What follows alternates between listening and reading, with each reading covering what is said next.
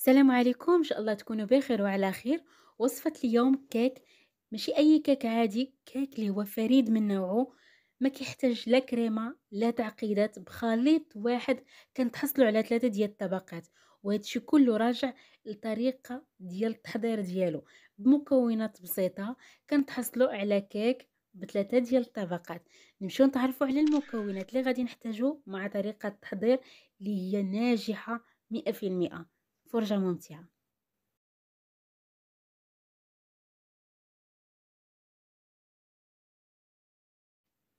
المكونات اللي غادي نحتاجو غادي نذكرهم معكم بالقراب باش تكون الوصفة مضبوطة. غادي نحتاجو 4 البيضات، 150 غرام من السكر الخشن، 500 مليلتر من الحليب، رشة ديال الملح، معلقة كبيرة من الماء، 8 غرام من بودرة الفانيلا. وكذلك غادي نحتاجو 125 غرام من الزبدة المذابة و 115 غرام من الدقيق. غادي نذكر معكم المقادير بالكأس العنبة بالنسبه للناس اللي ما متوفرش عندهم ميزان، وانا كنحضر معكم الوصفه. اول حاجه على بركه الله غادي ناخذ البيض ديالنا اللي هما 4 البيضات، غادي نعزلوا الصفار على البياض.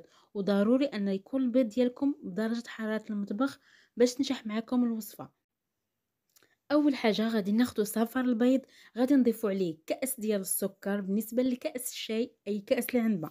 غادي نخلطوا هاد المكونات على اعلى سرعه حتى كيولي الخليط ديالنا ابيض بهذا الشكل. من بعد غادي نجيبو نسيترو ديال الحليب، وضروري ان الحليب ديالكم يكون حتى هو بدرجه حراره المطبخ. غادي نضيفوه دفعه واحده، وغادي نضيف عليه معلقه كبيره من بودره الفانيلا. الا ما كانش متوفره عندكم عوضوه بجوج اكياس من السكر الفانيلا. نضيفوا ديك معلقه كبيره من الماء و125 غرام من الزبده اللي هي نصف رابعه. وضروري ان الزبده ديالكم تكون بارده، ما تضيفوهاش وهي سخونه الخليط باش ما يفسدش لكم. غادي نخلطوا على اعلى سرعه حتى كيتخلطوا لينا مزيان مزيان. وغادي نضيفوا الدقيق. بالنسبه لكميه الدقيق اللي غادي نحتاجو هنا 115 غرام، يعني كأس العنبة. ضروري انكم تعمروه، تقببوه حتى الفوق، يكون عامر مزيان هكا باش كنتحصلوا على ديك 115 غرام. نخلطوه على اعلى سرعه حتى كيتخلطوا لينا مزيان المكونات، وكنتحصلوا على واحد الخليط اللي كيكون خفيف بزاف. دابا غادي نجيو للبياض البيض. وكيف ما ذكرت معكم ضروري ومؤكد ان يكون البيض ديالكم بدرجه حراره المطبخ. نضيفوا عليه قرصه ديال الملح ونخلطوه مزيان حتى كنتحصلوا على بياض الثلج، وكنتحصلوا على الشكل ديالو على شكل منقار. الا كان عندكم البيض اللي هو بارد راه اكيد ما غاديش تنجح لكم الوصفه. عكس الا كان الخليط، عفوا الا كان البيض بدرجه حراره المطبخ، راه دغيا كيسهل عليكم انكم كتطلعوه. وكيف ما لاحظتوا معايا انا فاش كنهز البول راه ما كيطيحش، هذا كيضمن بان نجاح الوصفه 100%. هنا كيف ما كتلاحظوا غادي ناخذ ديك البياض البيض، وغادي نستعمل غير الفواكه. نحاول انني نخلط الخليط من الاسفل للاعلى وما نخلطش مزيان. ضروري ان داك التكتلات ديال البياض البيض يبقاو باينين. بالنسبه للخليط ضروري انكم تقسموه على 3 ديال الدفعات، كل مره كنضيفو كنحركو كنضيفو الدفعه الاخيره هكا. اللي غادي ناكد لكم هو ان الخليط ديالكم ما خاصش يكون مخلط مزيان. ضروري ان البياض البيض يكون باين وواضح هكا باش كنحصلوا على ديك النتيجه ديال 3 ديال الطبقات. بالنسبه للقالب اللي غادي نحضروا فيه الكيك ضروري انه يكون مدهون مزيان مزيان بالزبده ومرشوش بالدقيق. انا هنا استعملت هذا الاطار اللي دائما كنستعمل فيه هذا الكيك، ولكن اي مبتدئه ولا اي اخت اول مره غتستعمل هذا الكيك كنتمنى انكم تفادوا القالب اللي كيكون كيتحل، وتوضعوا الكيك ديالكم في قالب اللي كيكون مسدود او في قالب ديال الزجاج هكا باش كتضمنوا ان الخليط ديالكم ما يسيحش لانه راه كيكون خفيف بزاف. هذا هو شكل الكيك من بعد ما خرجته من الفرن. في الحقيقه راني عتقته في الدقيقه 90، ما كان غادي يتحمر ليا اكثر.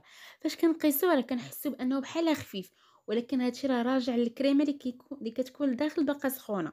غادي نخليو الكيك ديالنا حتى كياخذ لنا درجه حراره المطبخ، عاد ممكن اننا نزيحوه من القالب. بطبيعه الحال غادي نخلوه في القالب ديالو وغادي ندخلوه للثلاجه من الافضل ساعتين، ولا ما كنتو مزروبين به ممكن انكم تخلوه حتى ليله كامله.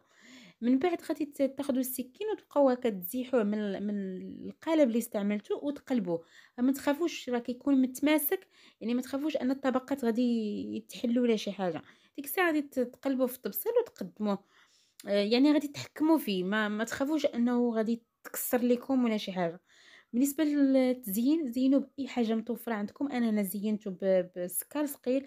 كيف ممكن انكم تاخذوا الشوكولا وتذوبوا تضيفوا معاه كاوكاو كونكاسي وتزينوا به كامل، راه كيجي حتى هو الشكل ديالو زوين. انا هنا اكتفيت غير بالسكر ثقيل، وغادي نزينو باللي متوفر عندي. زينته بالورود، الحاجه هي عزيزه عليا، وكذلك بالمارشميلو. وبطبيعه الحال اللي متوفر عندكم زينوا به. الاهم هو انكم تحضروا الوصفه وتستمتعوا بالمذاق ديالها، اما التزيين كيبقى غير شكلي. دابا غادي نجيو لطريقه الطهي ديالو اللي هي مهمه بزاف. ضروري ان الفرن ديالنا يكون مسخن من قبل. من بعد ما غادي ندخلوا للكيك ديالنا، غادي نديرو 150 درجه، وغادي نخليوه يطيب ما بين 45 دقيقه حتى 50 دقيقه، كيبقى حسب الحراره ديال كل سيده والفرن ديالها. المهم ما تغفلوش عليه، غير كنشوفوا ان الوجه ديالو راه تحمر، راه كيكون طاب حتى من الداخل. غادي نقطع معكم باش تشوفوا الشكل ديالو من الداخل كيف كيكون.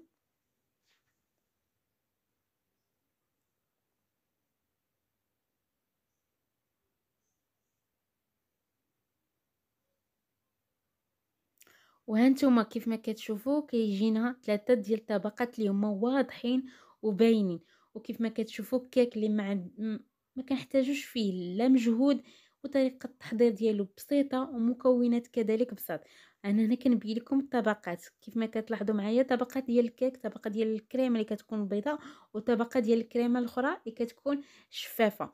وفاش كنقطعوه راه كيكون واضح. ان شاء الله جربوا وغير تبعوا الطريقه كيف ما ذكرت معكم، واكيد غادي ينجح مع اي مبتدئ، لانه فعلا راه كيجي خفيف وهش. وان شاء الله من تجربوه ضروري انكم تدخلوا لي في التعاليق كيفاش جاكم، لانه فعلا كيستحق التجربه. وداك مذاق ديال البيض راه ما كيكونش واضح نهائيا. يعني الناس اللي كيتخوفوا من الرائحه ديال البيض راه ما كتكونش نهائيا. غير هو ضروري انكم ديروا ديك معلقه كبيره ديال بودره الفانيلا، ولا ما كانش كيبت لكم متوفره، خذوا دوك 2 اكياس ديال السكر الفانيلا، ونقصوا شويه من السكر هكا باش كتضمنوا ان الحلاوه ديالها ما كتكونش كثيره بزاف. نتمنى وصفه اليوم تعجبكم ونكون توفقت في الشرح. وبطبيعه الحال اي تساؤلات مرحبا بكم، خلوا لي في التعاليق وانا غادي نجاوبكم على الراس والعين. ولا بقيتوا معايا حتى لهاد الوقيته من الفيديو، كنتمنى انكم تبارطاجيو بالقناه مع الاحباب والاصدقاء باش تعم الفائده. وكنشكر بزاف الناس اللي انضموا للقناه واللي كيخلي لي شي تعليق، كنشكركم بزاف بزاف. وبطبيعه الحال اي وصفه وبغيتوني نحضرها معكم، ما عليكم غير تخلوها لي في التعاليق وانا غادي نحضرها على الراس والعين. شكرا على حسن المتابعة، ما سخيتش بكم، ونتلاقاو إن شاء الله بحول الله في فيديو آخر. دمتم في أمان الله، وإلى اللقاء.